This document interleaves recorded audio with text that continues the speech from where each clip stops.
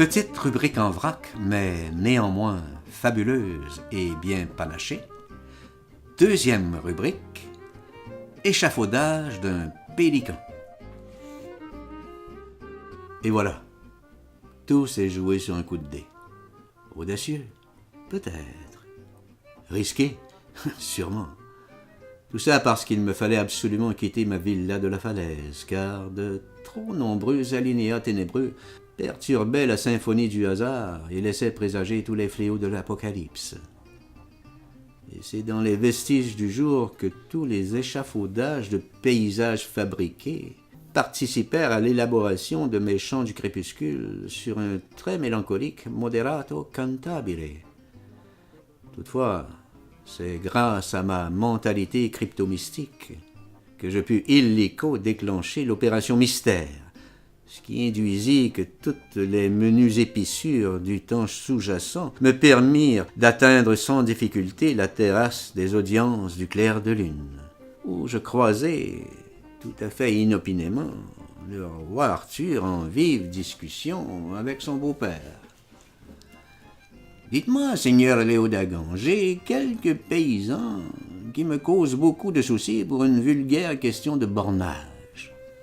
J'aimerais bien avoir votre opinion sur ce problème qui m'afflige. »« Eh bien, moi, sire, vous me connaissez. Je n'irai pas par 4 chemins. Vos 3 ou 4 clodos, je les ferai tous cramer, et voilà, fini les problèmes de bornage. Alors que vous, avec vos politiques de tolérance, d'accommodement, de temporisation, d'atermoiement, avec vos visions humanistes et mollassonnes, et aussi votre furieux désir d'être aimé de tout le monde, finalement, plus personne ne s'y retrouve, d'où cette éternelle pagaille autour de vous. Imaginez ces clodos au pouvoir, soyez assurés qu'ils nous feraient tous cramer. Alors je vous le dis, moi, la méthode forte, y a que ça de vrai. » Suite à ce bel échange édifiant de visions philosophiques sur l'existence, il me vint à l'esprit un souvenir du baron de Munchausen dans son extravagant château de Neuschwanstein. C'était la belle époque où je coulais des jours heureux dans la verdoyante Courlande occidentale, tout près de la Baltique. Oh, les beaux jours! Et c'est alors qu'à ma vive inquiétude, je croisai, dans le sentier jouxtant le château, le très redoutable et très sinistre Iosif Vissarionovitch en train de lire, et ça ne s'invente pas, comment devenir un monstre. Et sans vraiment savoir pourquoi, je songeai alors au très joli nom de la Loubianka. Heureusement, c'était le jour de la lune, et c'est peu dire que la mer des ténèbres, malgré les sentinelles du vent qui assuraient le chant feuillu des soirs d'été, que la mer des ténèbres, donc, de son regard chtonien, fixait le grand hôtel de l'univers où d'étonnants voyageurs, arrivés du port de l'angoisse, cherchaient désespérément le cavalier de l'étoile du Nord. Et c'est dans une forme précoce d'ataraxie que, soudain, l'été dernier, nous empruntâmes le boulevard des rêves brisés, là où les voyages métamorphiques entraînent tous les hommes sur les sentiers de guerre. C'est alors que des deux côtés du ciel, l'ineffable poids des couleurs, en dépit du pélican dans son labyrinthe, amena la venue irrémédiable du temps des bouffons, où ces futurs héros inglorieux, en rodomontade ridicule, préparaient ainsi la venue du temps des dupes, où catafalques et coqcigrues se confondront tous les deux avec la topologie des fleurs bleues.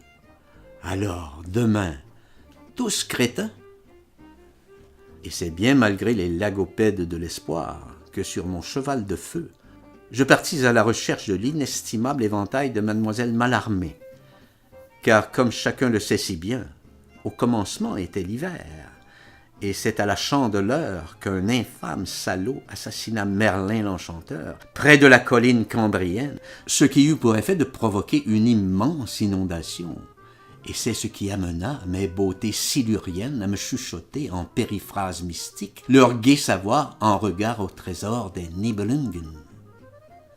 Toutefois, tergiverser vers le vide ne peut qu'aboutir au grand désert des solitudes, où les volumes architectoniques des palais de la nuit peuvent, parfois, conduire à l'impulsion créatrice. Et c'est suite à une luxueuse oisiveté que, tels des francs-tireurs, il nous sera loisible de quitter l'île des rêves envolés pour s'engager dans le labyrinthe de l'archange et y concevoir d'impossibles créatures célestes. « Oh, my dear melancholy », me dis-je pensivement. Et ici, grâce à un petit vortex fort complaisant, je vous amène au temps des radios à lampe à l'huile, quand nos rêves dansaient le foxtrot. Mais encore faut-il que les nuits remuent un peu, que vous enfiliez vos lunettes d'or, que le grand méchant loup s'offre un excellent délicatessen avec le chien de garde. Sinon, les éclats de mémoire, en un effet de mascaret irrésistible et tels quelques sombres embrouillamini, entraveront la fécondité de l'esprit, faisant dès lors miroiter les vertus insoupçonnées de l'ignorance. Mais mon petit doigt me dit que tout ce fatalisme poétique, malgré plein de considérations inactuelles, ne saurait en aucun cas faire obstacle aux invasions barbares, et que la conjuration des imbéciles nous place alors devant un dilemme poignant. Choisir l'heure jaune des Hittites avec leurs magiciens des mensonges, ou bien l'heure grise des Hottentots avec leurs magiciens d'Oz. Pour ma part, il me semble nettement préférable d'éviter un débat aussi stérile, genre de débat pour vieillard cacochime, et en revanche, en bon sybarite que je suis, pour fendre tous les petits sycophantes de malheur. Me vient alors à l'esprit ce bon vieux proverbe. Mieux vaut une petite princesse de papier qu'un bras de fer avec Méphistophélès. Et c'est fort de cette sagesse populaire que je m'en fus vers quelques tavernes aux quinquets lumineux dans la nuit. Et c'est là qu'un bizarre Olybrius, aux allures très oligophrènes, se mit à me raconter par le détail toute sa cosmogonie personnelle. Se prétendant gardien de la Lune, il affirmait avec véhémence la fin du grand rêve américain, et qu'il pouvait jouer les variations Goldberg d'une seule main, qu'il avait enfin décidé d'abolir une fois pour toutes le maudit hiver, qu'il connaissait un roi boiteux habitant un château en Italie sur l'Isla Bianca. Puis, après tant de boire et de déboire, il finit par s'assoupir devant sa mystérieuse bouteille obscure. Sortant par l'arrière, j'emprunte l'allée des cygnes, et j'y croisai quelques louches loustiques aux allures de jeunes loupards. Et me remémorant mes joyeuses soirées de Rome, je ne fus pas sans me rappeler celle où l'oracle venu du Nord m'avait assez bien sonné avec une seule question. « Et vous, faites-vous semblant d'exister ?» Waouh, ça c'est de la question, non? Et vous, faites-vous semblant d'exister? À chacun sa réponse, j'imagine. Or, toute grandeur appelle fatalement sa décadence, et même si le monde m'appartient, c'est sur la corniche escarpée surplombant la mer que m'est parvenue l'insolite sonate des spectres, me rappelant insidieusement les heures sombres de la société des poètes disparus. Comment dès lors échapper au sortilège du grand mammouth laineux? Et c'est ce qui, implacablement, m'entraîna vers des plages aux longueurs si monotones que même mon thyrse magique s'avéra impuissant à conjurer cette veine noire de la destinée. Toujours est-il que, finalement, j'aboutis au très joli parc des Bateliers, où plein de feux de Bengale illuminent le ciel. Comme c'est beau, me dis-je. Et j'évoquai alors pour moi cette vieille chanson du Big Bazar. Bravo, monsieur le monde. Chapeau, monsieur le monde. Oui, bravo, monsieur le monde, pour ce foisonnement de beauté si rarissime, et peut-être même unique à travers ce si vaste univers. Mais voulez-vous bien me dire où on en est avec le premier cercle? Et que signifie toute cette gabegie insensée?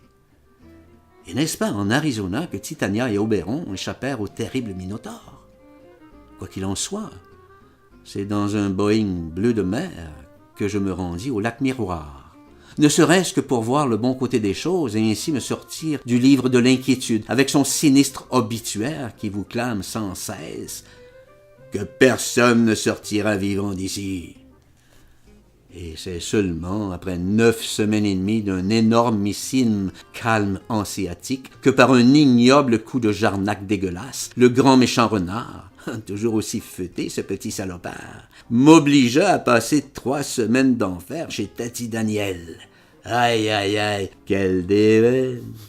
Heureusement que je connais toutes les énigmes de la forêt, et que les pierres qui marchent n'ont plus de secret pour moi. Et c'est tel Parsifal, dans un élan d'une stupéfiante fantasmagorie, que je décidai de m'emparer du Saint Graal.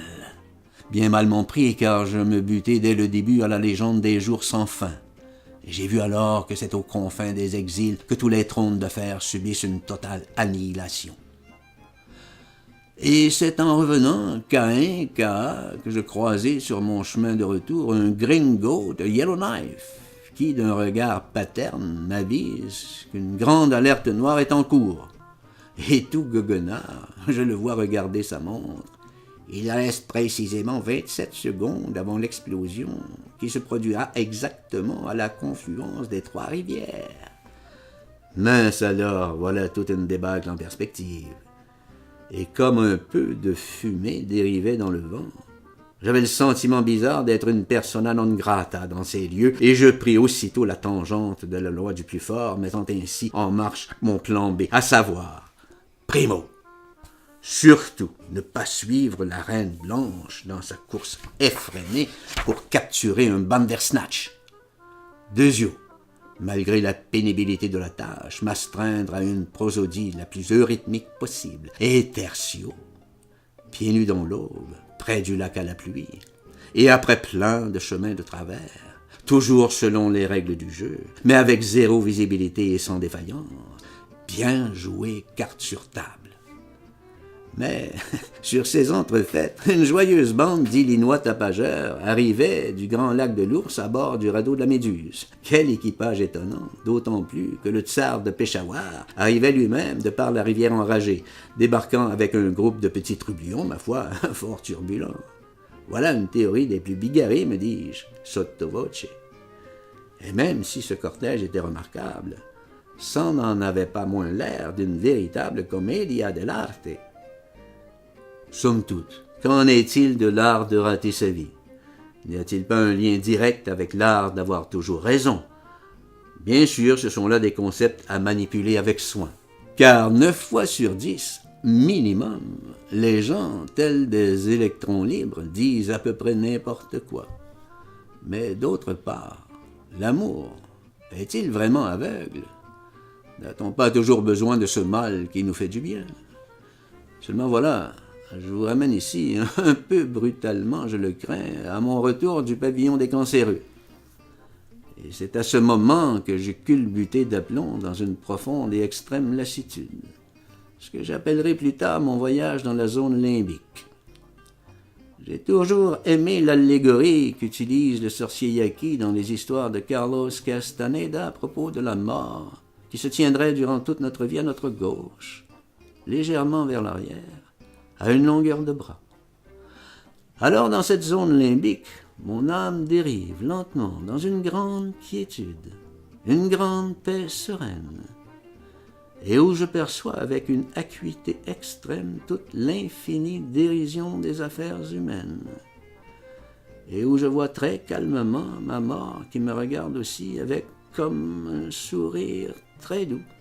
Et cette dérive aurait bien pu me conduire d'un côté comme de l'autre, mais mon destin était d'émerger lentement vers une longue et difficile convalescence.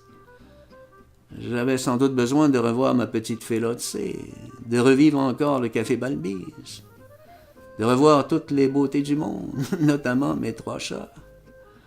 Cependant, rappelez-moi demain d'aller sur le tombeau de M. de Blancrochet.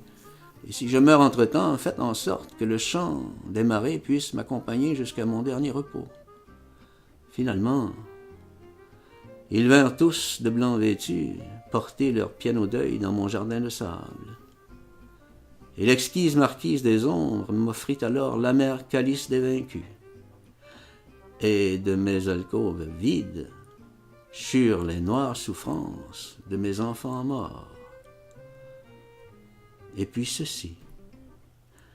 Quand cesserons-nous de tuer la beauté du monde? Et où faites-vous semblant d'exister?